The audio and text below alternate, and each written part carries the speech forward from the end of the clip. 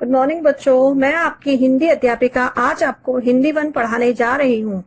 सबसे पहले आप अपनी हिंदी वन की पुस्तक निकालेंगे जिसका नाम है सुगम हिंदी व्याकरण। बच्चों, आपने पिछली कक्षाओं में भाषा के विषय में पढ़ा व जाना। भाषा विचारों व भावों को व्यक्त करने का समुचित व सशक्त साधन है। मानव जाति के विकास व सामाजिक संगठन को सुदृढ़ करने में भाषा का विशेष योगदान रहा है।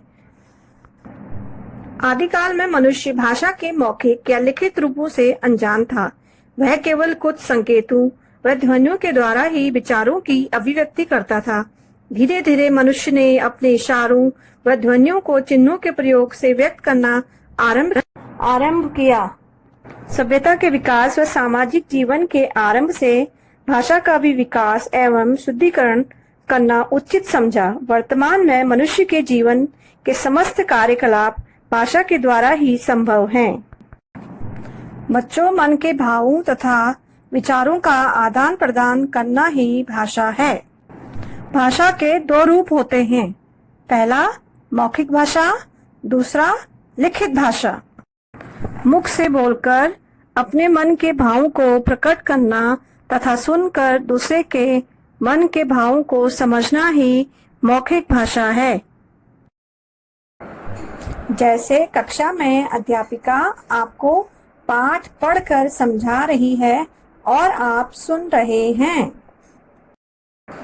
मोबाइल या टेलीफोन पर एक दूसरे के हाल पूछना, अपने मन के भावों को लिखकर प्रकट करना तथा दूसरे के मन के भावों को पढ़कर समझना ही लिखित भाषा है। जैसे टाइम टेबल ईमेल करना, दूसरा अपने दोस्त को पत्र लिखना। बच्चों, आपने चौराहे पर ट्रैफिक लाइट देखी होगी और ध्यान दिया होगा कि लाल बत्ती के जलने पर गाड़ियां रुक जाती हैं और हरी बत्ती के जलने पर गाड़ियां चलने लगती हैं। ये सभी संकेत हैं, यानी ये सभी इशारे हैं। इस प्रकार की भाषा सांकेतिक भाषा कहलाती है। कई बार संकेतों के द्वारा हम अपनी बात दूसरों तक पहुंचाते हैं। जैसे मुंह पर उंगली रखकर चुप रहने का इशारा करना, हाथ हिलाकर बाय बाय करने का इशारा आदि। लेकिन हमेशा संकेतों के द्वारा अपनी बात कही व समझाई नहीं जा सकती है। इसके लिए हमें मौखिक और लिखित भाषा की मदद लेनी पड़ती है। इसलिए सांकेतिक रूप को भाषा की मान्य श्रेणी में नहीं रखा जाता है। बच्चों, अब हम पढ़ने जा रहे हैं मातृभाषा। मातृ का मतलब है माता। मातृभाषा शब्द का शाब्दिक अर्थ है मातृ, यानी माता की भाषा। मातृभाषा से तात्पर्य उस भाषा से है जिससे बच्चा छोटेपन में सबसे पहले अपनी माँ से सीखता है।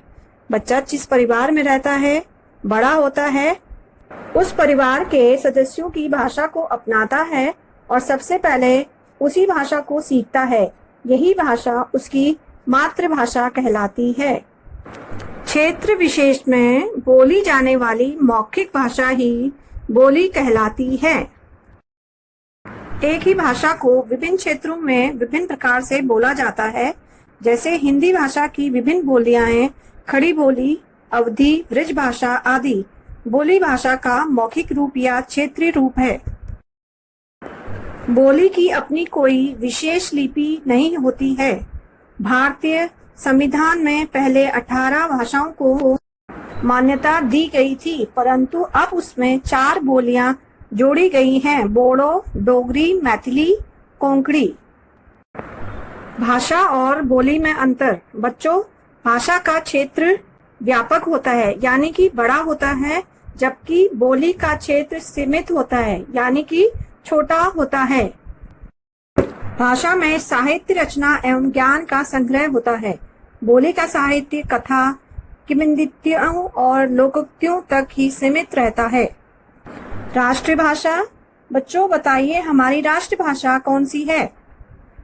जिस भाषा का प्रयोग पूरे राष्ट्र में होता है उसे राष्ट्रभाषा कहते हैं, यानी कि हिंदी हमारी राष्ट्रीय भाषा है।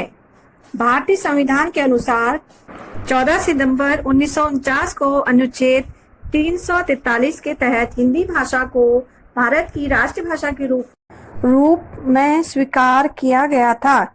इसलिए प्रत्येक वर्ष 14 सितंबर को हिंदी दिवस मनाया जाता है। बच्चों, आज हम लिपि पढ़ने जा रहे हैं। भाषा के लिखने के चिन्हों का व्यवस्थित रूप ही लिपि कहलाती है। बच्चों, लिपि शब्द का भावार्थ है लीपना अर्थात लिखना। मुख से उच्चारित ध्वनियों को लिखने में जो ध्वनि चिन्ह विशिष्ट रूप से निर्धारित होते हैं उन्हें लिपि कहते हैं। दूसरे शब्दों में भाषा को लिखने की विधि को ही लिपि कहते हैं। प्रत्येक भाषा की एक विशिष्ट लिपि होती है, जैसे हिंदी देवनागरी, अंग्रेजी रोमन, संस्कृत देवनागरी, गुजराती देवनागरी, पंजाबी गुरुमुखी, उर्दू, फारसी, मराठी देवनागरी। बच्चों, अब हम व्याकरण पढ़ने जा रहे हैं। व्याकरण वह शास्त्र है जिसके नियमों के द्वारा हम शुद्ध बोलना, लिखना तथा पढ़ना सीखते हैं। अर्थात व्याकरण भाषा के शुद्ध रूप का ज्ञान कराता है। बच्चों, प्रत्येक भाषा को बोलने व लिखने के कुछ विशेष नियम होते हैं। भाषा शुद्ध या अशुद्ध है, इसका ज्ञान भी व्याकरण से होता है। व्याकरण के नियमों के पालन द्वारा हम शुद्ध एवं सुंदर भाषा का मौखिक व लिखित प्रयोग करने में समर्थ होते हैं।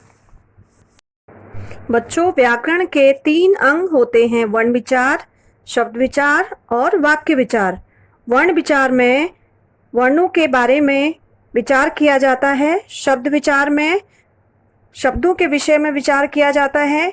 वाक्य विचार में वाक्यों के विषय में विचार किया जाता है।